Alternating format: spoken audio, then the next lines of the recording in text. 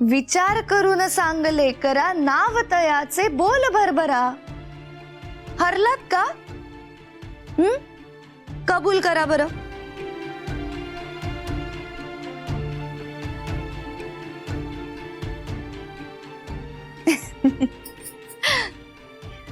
सांगते त्या दुष्ट शत्रूचे नाव ऐका नीट तयाचे. सांगते त्या दुष्ट शत्रूचे नाव ऐका नीट तयाचे. अज्ञान. अज्ञान.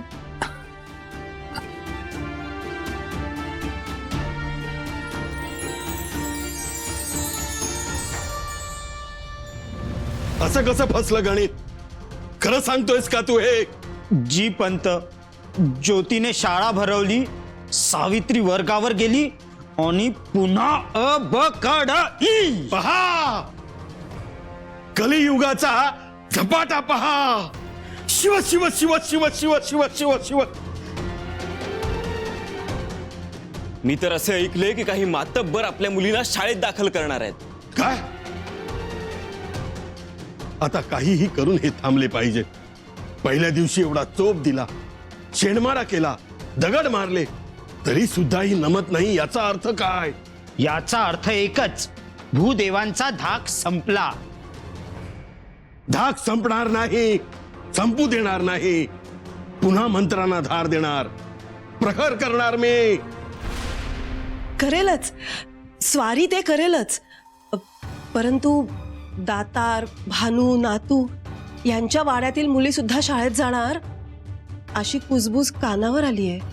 ते तसेच होते, पण एक आंबा नासला की आंब्याची सगळी अढी नासतेच हो.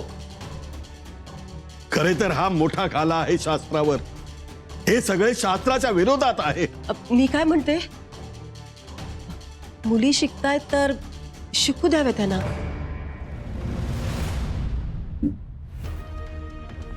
बोलला, गप्प राहता येत नाही. पुरुष बोलत असताना स्त्रीने बोलू नये एवढेही तारतम्य नाही तुम्हाला?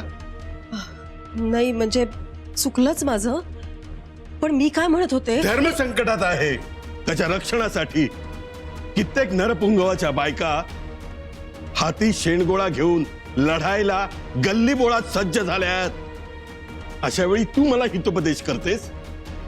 अक्कल आहे की नाही तुला? धर्मरक्षणाचे काम करत असताना बायकोने पाठीशी उभं राहायला हवे एवढेही कळत नाही तुला?